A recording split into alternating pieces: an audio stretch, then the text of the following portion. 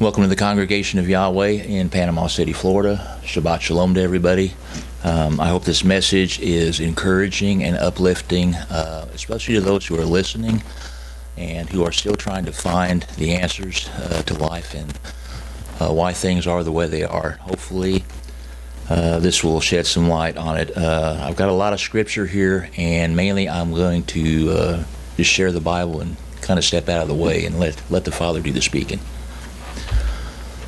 The title of this message is Let Yahweh Build Your Temple.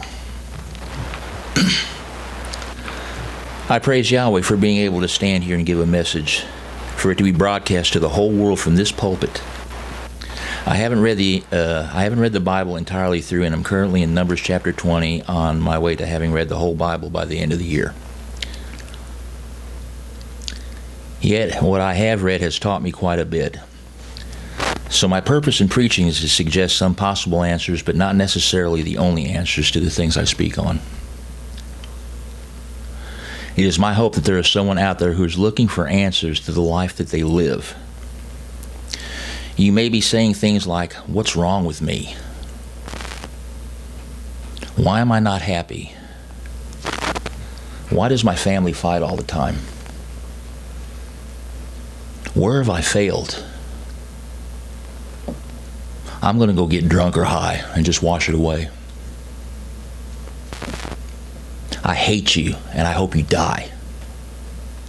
Or, "I don't want to live anymore." It's my passion that if you're out there and you've said these things or have had these things said to you, that this message will move in your heart and stir your soul to go to the only source that can lift you up and restore you to a full life free of all this burden. And that source is Yahweh through His Son, Yeshua HaMashiach, and not religion. Psalm 73.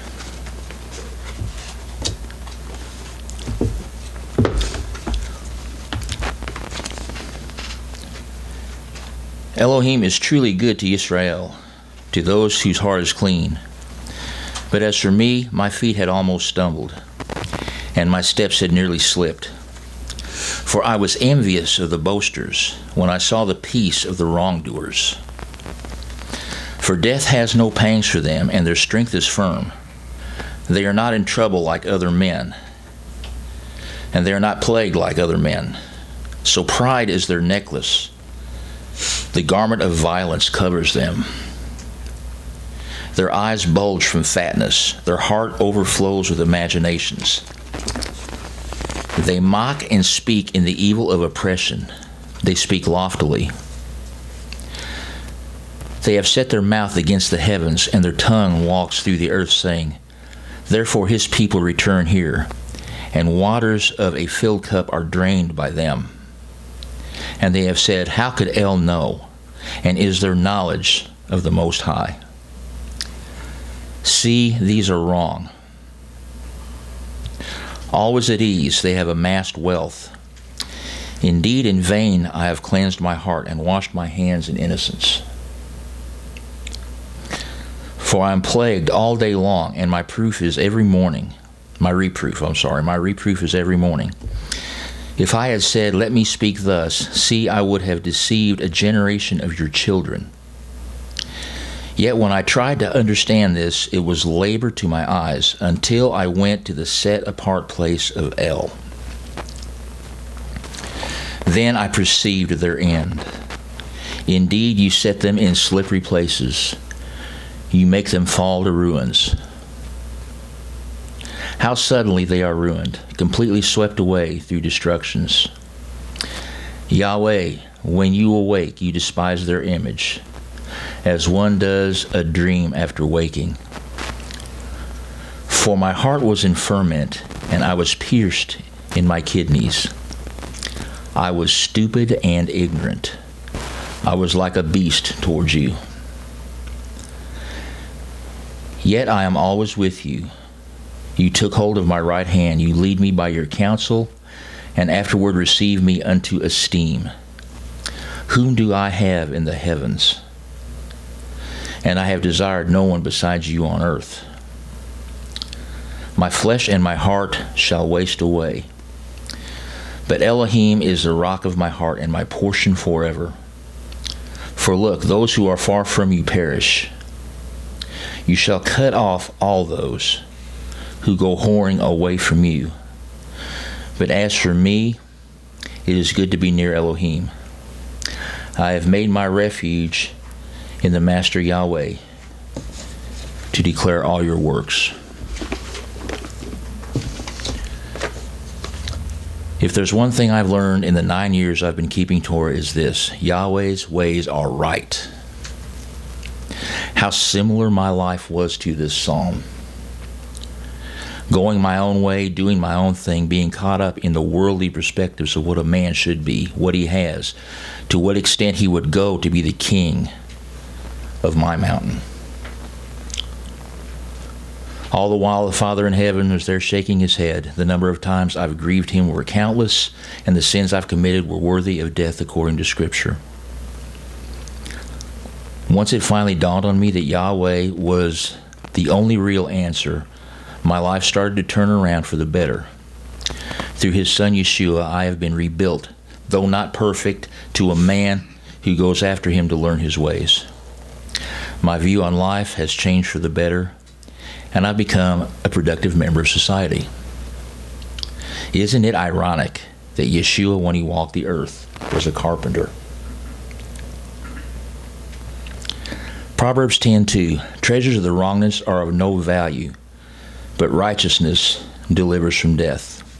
Luke chapter 12, verses 13 through 21. And someone from the crowd said to him, Yeshua, Teacher, speak to my brother to divide the inheritance with me. But he said to him, Man, who made me a judge or divider over you? He said to them, Mind, beware of greed, because one's life does not consist in the excess of his possessions. He then spoke a parable to them, saying, The land of a certain rich man yielded well.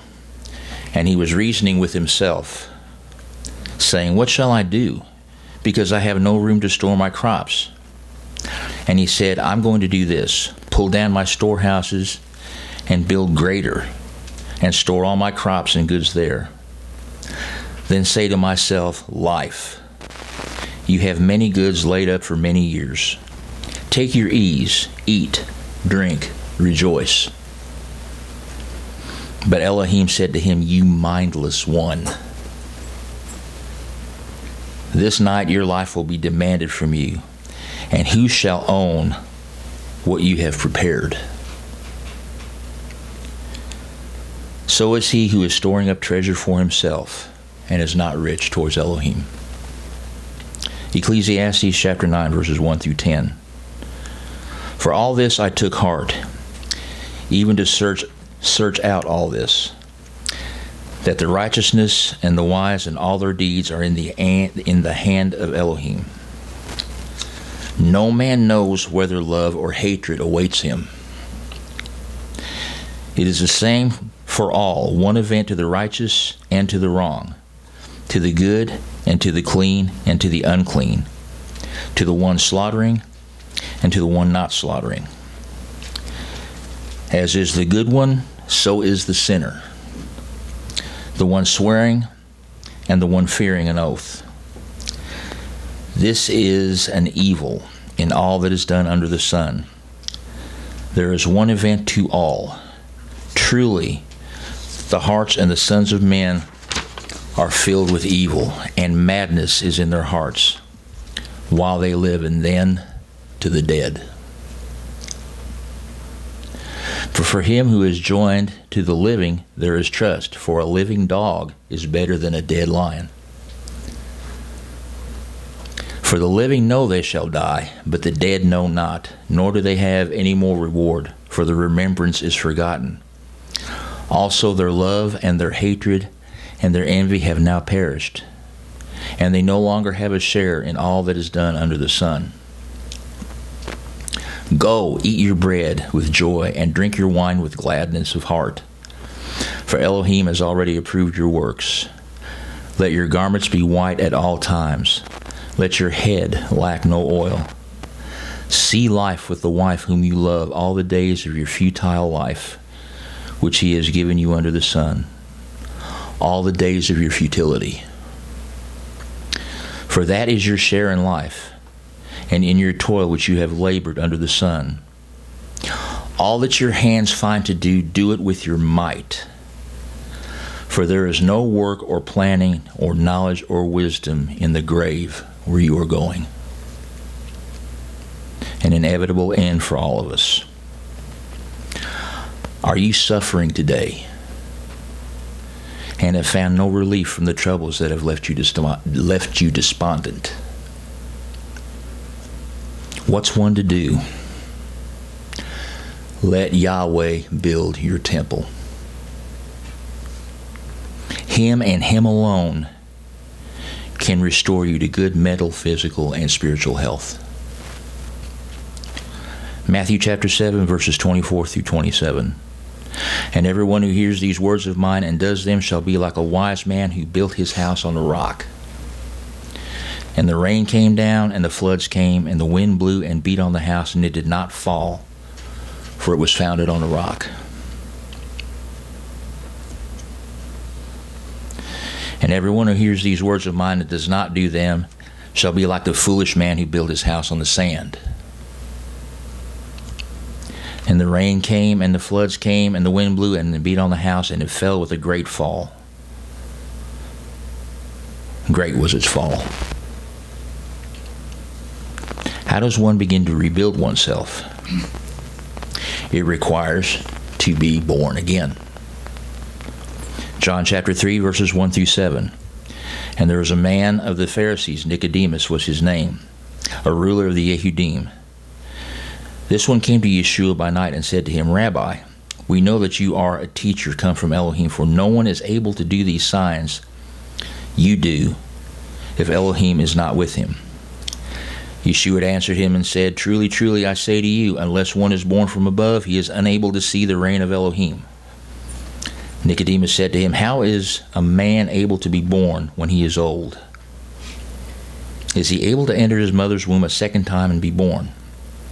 Yeshua answered, Truly, truly, I say to you, unless one is born of water and the Spirit, he is unable to enter into the reign of Elohim. That which is born of flesh is flesh, and that which is born of spirit is spirit. Do not marvel that I said to you, you have to be born from above. And my personal belief about being born from above or born again is that a person has to be renewed, and that comes from Yahweh through His Son Yeshua. It means totally being a brand new baby again, learning how to walk and talk, being a different person, separating yourself from trouble, from places and things that have done nothing but cause grief. And it takes time, and I know from my own experience it's taken quite a while to learn how to rethink. But be patient with Him and seek Him with all your heart, and He will restore you. And I know this, and I'm grateful.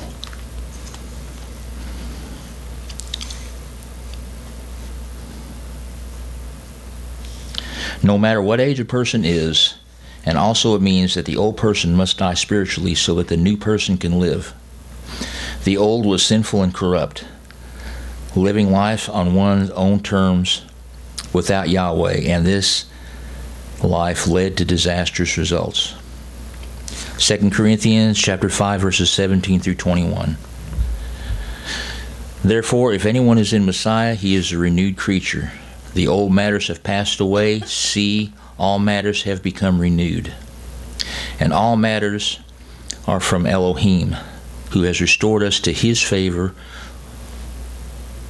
who has restored us to favor with Himself through Yeshua Messiah, and has given us a service of restoration to favor. That is, that Elohim was in Messiah, restoring the world to favor unto Himself, not reckoning their trespasses against them, and has committed us to the word of restoration to favor. Therefore we are envoys on behalf of Messiah, as to Elohim as though Elohim were pleading through us, we beg on behalf of Messiah, be restored to favor with Elohim.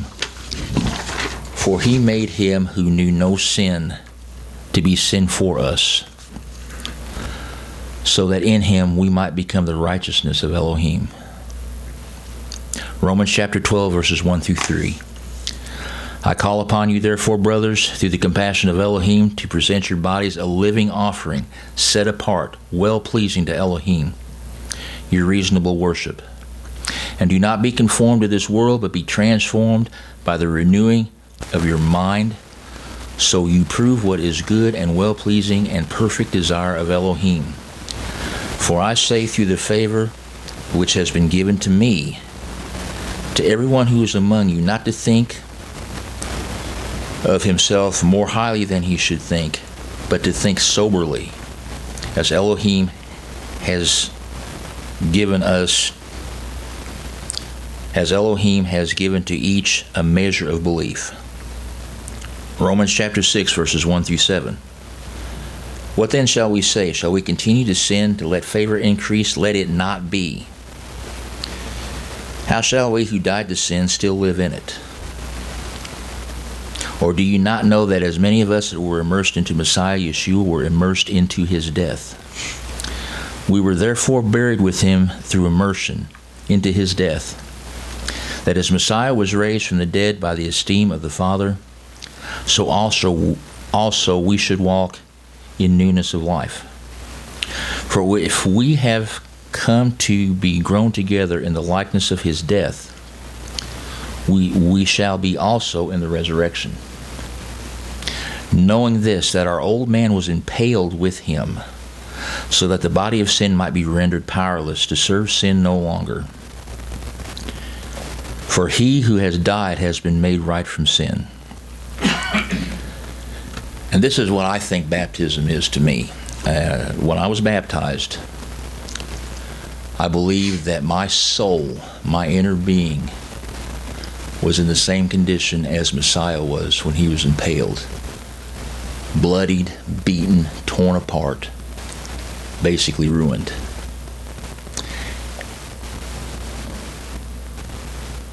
And when I was baptized and I came out of the water, I left all that in the water, buried with him, and was raised to a new life. Hallelujah. I saw a renewed heaven and a renewed earth. For the former heaven and the former earth had passed away, and the sea is no more. And I, John, saw a set-apart city, renewed Jerusalem, coming down out of the heavens from Elohim, prepared as a bride adorned for her husband. And I heard a loud voice from the heavens saying, See, the booth of Elohim is with men, and he shall dwell with them, and they shall be his people, and Elohim himself shall be with them, and be their Elohim. Elohim shall wipe away every tear from their eyes, and there shall be no more death, nor mourning, nor crying. And there shall be no more pain, for the former matters have passed away. Ask yourself this question. What did the world look like to you before you committed yourself to Yahweh? And after you made the decision to let him come into your life, what does it look like now?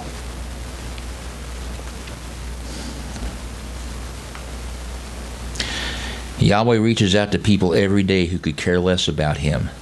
For them, the world is a sick place, and the person views it as such and gets caught up in all of it, and goes every which direction to try to find the right thing, except the right thing. Getting caught up in the world and all of its derangement. But for us who have been made new through Messiah, it's a new world with new eyes. And we don't look at things like that anymore. Hopefully somebody out there is thinking, I know what's good for me. And I pray that this moves in your heart to reach out to him.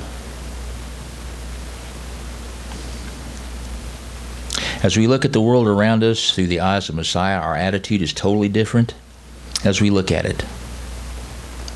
2 Corinthians chapter 6, 17 and 18. Therefore come out from among them and be separate, says Yahweh. And do not touch what is unclean, and I shall receive you. And I shall be a father to you, and you shall be sons and daughters to me, says Yahweh the Almighty. Genesis chapter 4, verse 7. If you do well, is there not acceptance? And if you do not do well, sin is crouching at the door.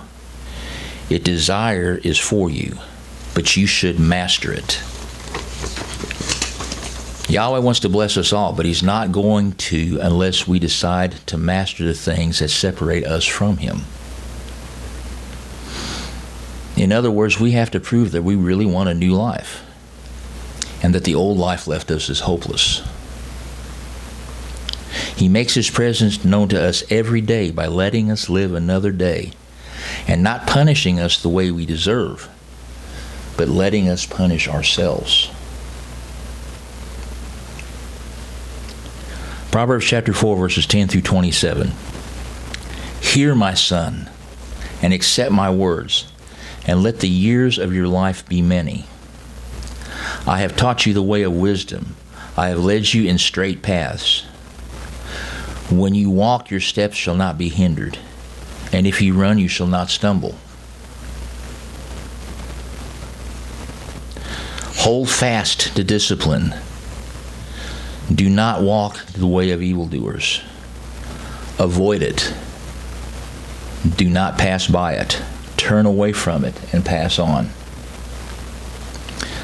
For they do not sleep unless they have done evil, and their sleep is taken away unless they make someone fall. For they have eaten the bread of wrongdoing, and they drink the wine of violence. But the path of the righteous is like the light of dawn, that shines ever brighter unto the perfect day. The way of the wrong is like darkness. They do not know at what they stumble. My son, listen to my words. Incline your ear to my sayings. Let them not depart from your eyes. Guard them in the midst of your heart. For they are life to those that find them, and healing to all their flesh. Watch over your heart with all diligence, for out of it are the sources of life. Turn away from you a crooked mouth, and out perverse lips far from you. Let your eyes look forward, and your eyelids look straight before you.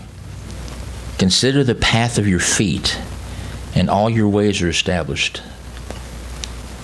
Do not turn to the right or to the left. Turn your foot from evil. Let Yahweh build your temple.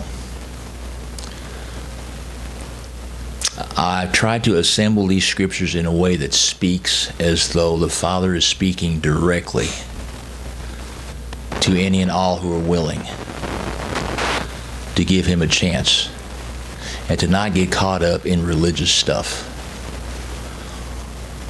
or anything short of the scriptures. This is a living word. Hebrews 4:12 tells us that the word of Elohim is living and active. This word is alive, and it will breathe life into anyone who's willing to give Him a chance. And in closing, and a footnote that I wrote from the Bible, Proverbs 20 verse 1, wine is a scoffer, strong drink a brawler. Whoever is led astray by this is not wise. In Ephesians 5:18, do not be drunk on wine, which is loose behavior, but be filled with the Spirit. Solomon said earlier in this message is to drink your wine with a glad heart.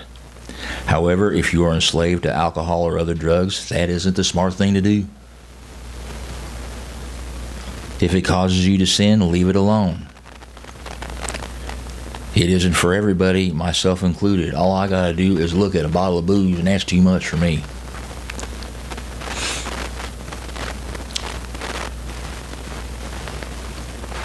Please don't let this or any other sin destroy you. Yahweh bless you.